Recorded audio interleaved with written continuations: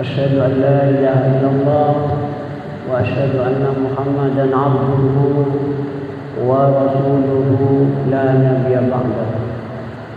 اللهم صل وسلم على نبينا محمد وعلى آله وأصحابه أجمعين. أما بعد. Jamaah sholat subuh rahimahullah. Alhamdulillah,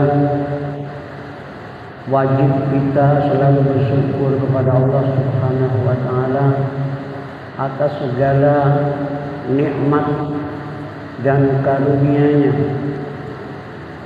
rahmat-Nya yang diberikan kepada kita, khususnya nikmat iman dan Islam yang akan menyelamatkan kehidupan kita di dunia dan juga kehidupan nanti di akhirat, yaitu kita akan hidup kekal di akhirat nanti. Semoga kita semua, keluarga kita, keluarga besar kita semuanya dijadikan oleh Allah menjadi ahlul jannah, penghuni surga, terhindar dari azab neraka. Jamaah rahimakumullah. Pada kesempatan ini saya akan menyampaikan tentang hidayah Allah. Hidayah, petunjuk. Sumber hidayah Allah itu adalah Al-Quran dan As-Sunnah. Sumber yang perlu kita pelajari agar kita mendapatkan petunjuk, bimbingan ke jalan yang lurus, tidak lain harus kita berpegang teguh mengamalkan Al-Quran. Dan tidak mungkin kita hanya bisa mengamalkan Al-Quran tanpa as-sunnah atau hadis. Sholat yang kita lakukan memang diperintah di dalam Al-Quran, tapi rinciannya, kaifiyahnya, tata caranya itu sudah dicontohkan oleh Nabi Muhammad Sallallahu Alaihi Wasallam. Jadi kalau ada orang yang berpendapat bahwa kita beragama Islam hanya berdasarkan Al-Quran saja, itu pendapat yang sesat.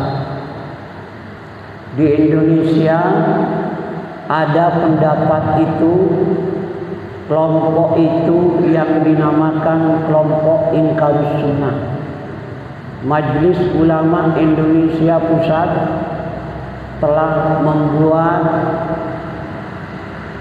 telah menyatakan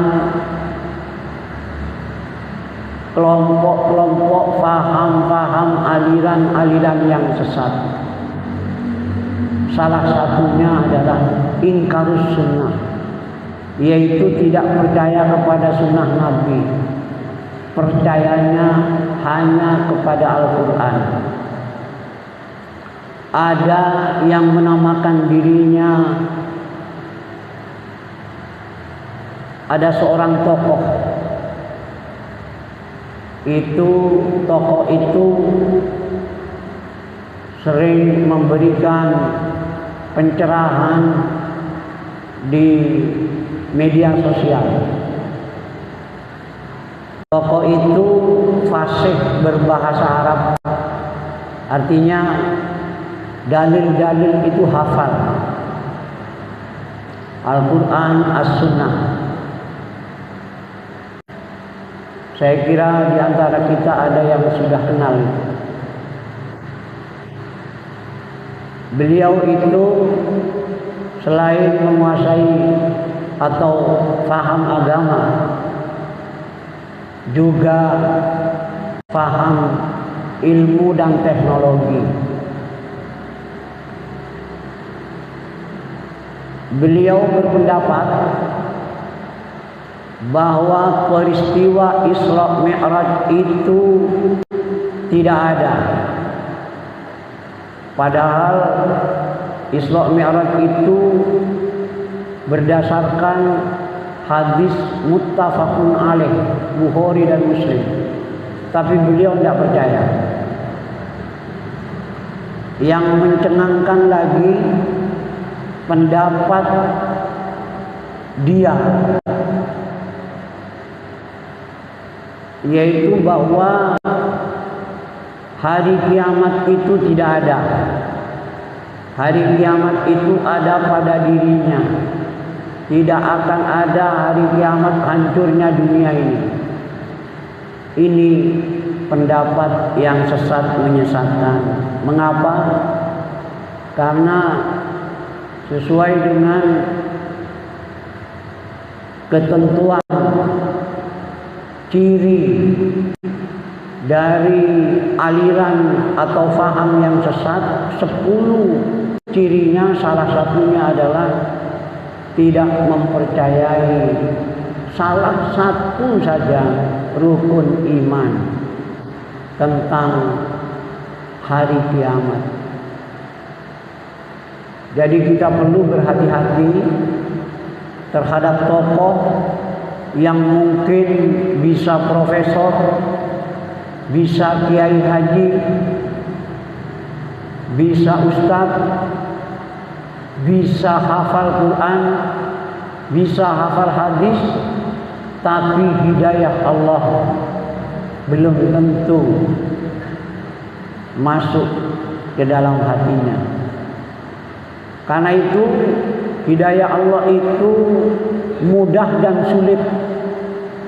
Ada yang mudah, begitu mendengar azan dia ingin masuk Islam, dia ingin beribadah. Dan ada yang sulit, walaupun hidup di lingkungan Islam, bapak dan ibunya Muslim, tapi anaknya tetap kafir. Ini hidayah. Seperti yang terjadi pada seseorang yang murtad, yang lari ke Amerika. Itu 2 anaknya Muslim, tapi ayahnya tetap kafir. Jadi itulah hidayah. Karena itu khotib Jumat atau penceramah biasanya menyebutkan mayyahdillahu fala mudhillalah. Siapa yang Allah beri hidayah, maka tidak akan ada seorang pun yang bisa menyesatkannya. Wa may yudlil fala hadiyalah. Sebaliknya, siapa yang disesatkan oleh Allah karena memang dirinya tidak mau mengambil jalan yang lurus, jalan Islam, maka tidak ada seorang pun yang bisa memberikan hidayah. Di dalam Al-Quran, yaitu surah Yunus, surah ke-10 ayat 100, betapa iman Islam kita ini itu berdasarkan biiznillah, izin Allah, kehendak Allah. Allah berfirman, a'udzubillahi minasyaitonir rajim, wa ma kana li nafsin an tu'mina illa biiznillah.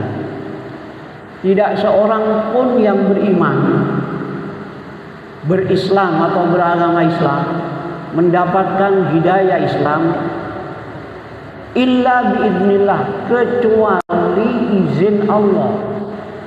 Jadi dengan saya keluarga Muslim itu izin Allah.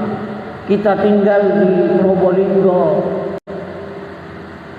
menjadi Muslim di Indonesia, mayoritas muslim. Ini biidznillah, andaikan kita tinggal di suatu negara yang mayoritas itu non muslim, bagaimana jadinya nasib kita? Jadi kita hidup di Indonesia ini, apalagi di daerah yang mayoritas muslim, itu perlu disyukuri. Umpama kita tinggal di NTT, Papua yang masih non muslimnya mayoritas, dan kemudian meninggal dunia, kita mati dalam keadaan kafir, naudzubillahi min dzalik. Karena itu wajib kita bersyukur kepada Allah. Syukur yang utama karena kita ini menjadi muslim, menjadi mukmin. Bagaimana kalau kita menjadi orang kafir sampai mati kita? Jadi kita ini menjadi muslim, menjadi mukmin itu biidznillah, illa biidznillah, karena izin Allah, kehendak Allah, kecintaan Allah kepada kita. Jamaah rahimakumullah, mari kita bersama-sama merenungkan keislaman 4 sahabat Nabi, Khulafaur Rasyidin, Al-Mahdiyyin. Ada yang disebut dalam Al-Quran as-sabiqunal awwalun, yaitu kelompok yang masuk Islam pertama. Yang masuk Islam pertama adalah Siti Sayyidah Khadijah. Sayyidah Khadijah radhiyallahu anha. Begitu menikah dengan Nabi, kemudian akhirnya beliau itu menjadi muslimah, menerima Islam tanpa paksaan, bahkan mendukung perjuangan Nabi Muhammad sallallahu alaihi wasallam. Kemudian sahabat yang pertama adalah Abu Bakar As-Siddiq. Abu Bakar ini nama aslinya Abu Ka'bah, lalu berubah menjadi Abdullah. Abu Bakar As-Siddiq disebut As-Siddiq karena ketika Nabi Muhammad SAW Isra, melakukan Isra wal Mi'raj, setelah itu kembali ke Mekah, banyak yang tidak percaya. Hanya Abu Bakar As-Siddiq yang percaya.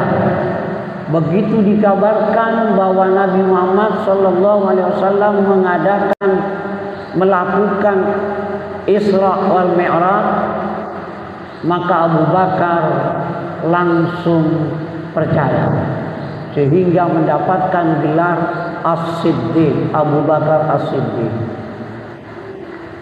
Abu Bakar ini adalah teman akrab Nabi Muhammad SAW. Beliau memperhatikan akhlak Nabi, kejujurannya, akhlaknya yang bagus, santunnya. Maka ketika Nabi mengajak, wahai Abu Bakar, aku mengajak kamu ke agama Islam,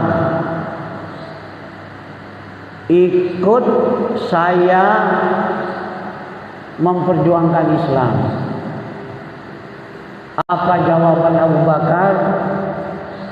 Jawabannya adalah mengiyakan, artinya tidak menolak, langsung menerima. Jadi Abu Bakar Siddiq ini begitu diajak oleh Nabi Muhammad SAW untuk masuk Islam langsung menerima tanpa menolak, karena paham, tahu persis betapa akhlak Rasulullah SAW itu mulia. Ini menjadi metode dakwah untuk kita.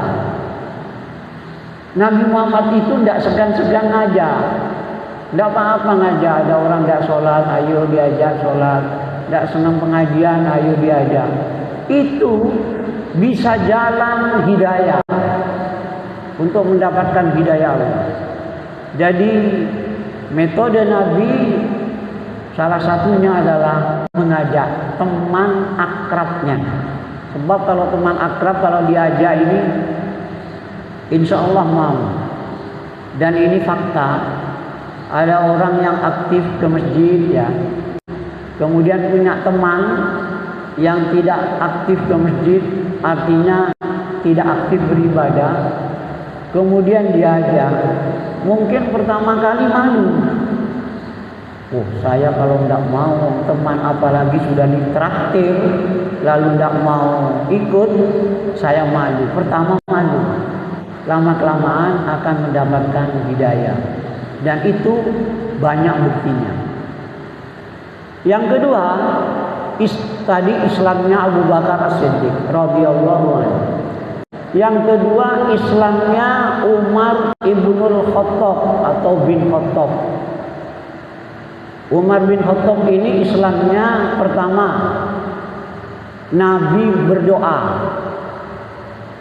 antara Umar atau Abu Jahal, ya Allah, kuatkanlah Islam dengan dua ini.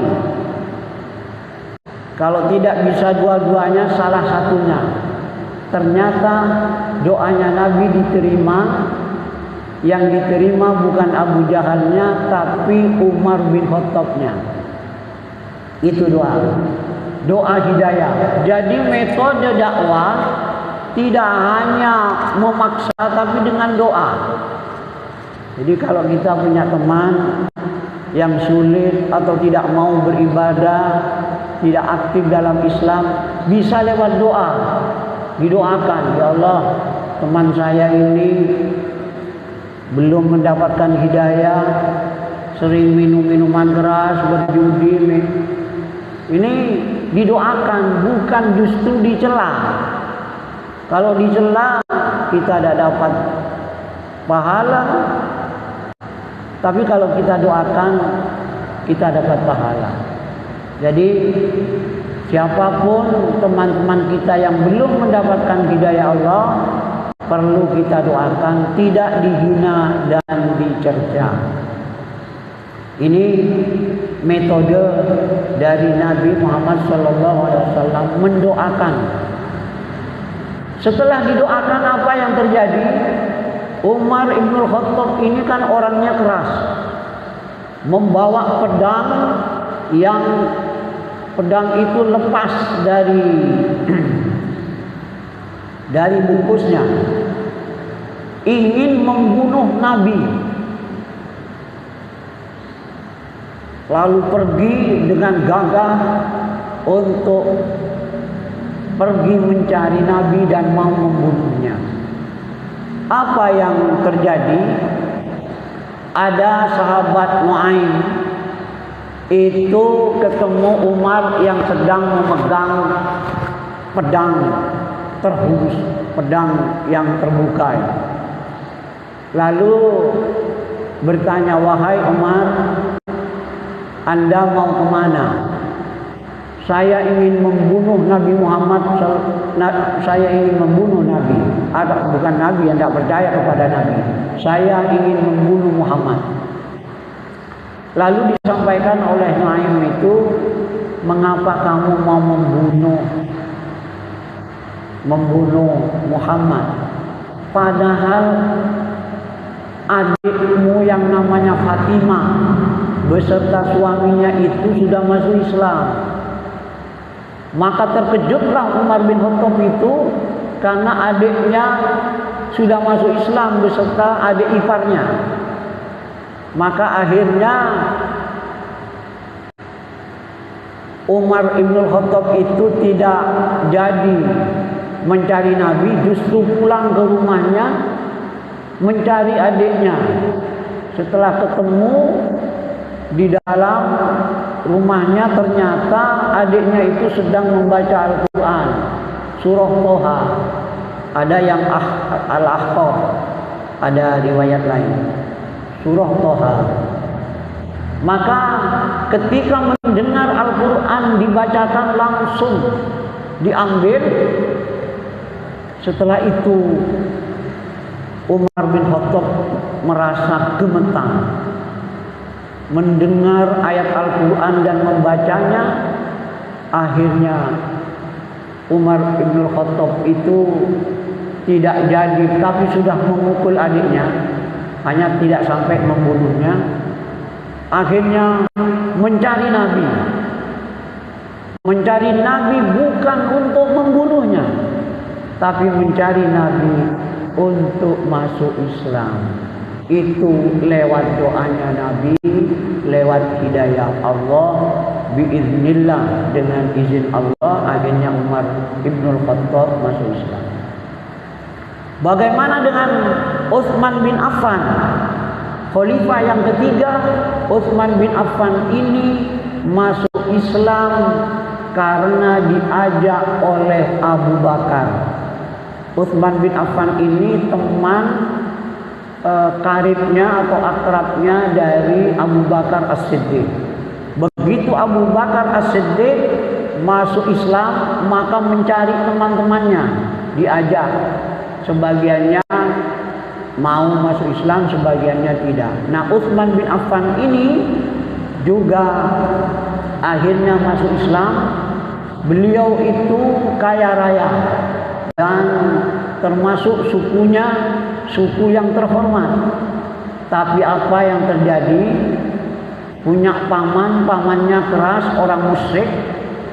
Akhirnya Abu Bakar itu dianiaya, bahkan Utsman bin Affan bahkan dikerangkeng, tidak boleh keluar. Tapi Utsman bin Affan bersikeras untuk tetap masuk Islam, mengikuti Nabi Muhammad SAW, dan akhirnya pamannya juga tidak bisa berbuat apa-apa. Yang terakhir, Ali bin Abi Thalib. Ali bin Abi Thalib itu masuk Islam di bawah umur 10 tahun. Ada yang menyebutkan 7 sampai 10 tahun, jadi masih kecil.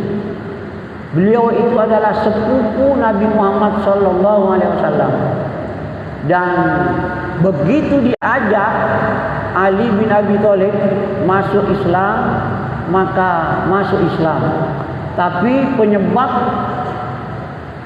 Islamnya Ali bin Abi Thalib adalah ketika Nabi Muhammad SAW sholat bersama Sayyidah Khadijah. Begitu melihat, lalu Ali bin Abi Thalib sebagai anak yang masih kecil, kurang dari 10 tahun, lalu bertanya kepada Nabi, "Ya Rasul, ya Muhammad, apakah yang engkau lakukan itu?" Lalu disampaikan bahwa itu adalah sholat. Dijelaskan tentang sholat. Akhirnya Ali bin Abi Thalib masuk Islam dan ikut sholat. Itulah 4 sahabat Nabi, Khulafaur Rasyidin, masuk Islamnya mudah, walaupun ada yang mendapatkan ujian seperti Utsman bin Affan. Ini yang dapat saya sampaikan. Semoga kita terus mendapatkan taufik hidayah Allah, dan kita sebarkan kepada saudara-saudara kita, teman-teman kita yang masih belum tersentuh hidayah Islam, lewat doa dan lewat ajakan yang santun, yang baik. Tidak boleh mencelanya, menghinanya, dan bahkan menjauhinya. Semoga ada guna dan manfaatnya. Subhanakallahumma wa bihamdika asyhadu an la ilaha illa anta astaghfiruka wa atubu ilaik. Assalamualaikum.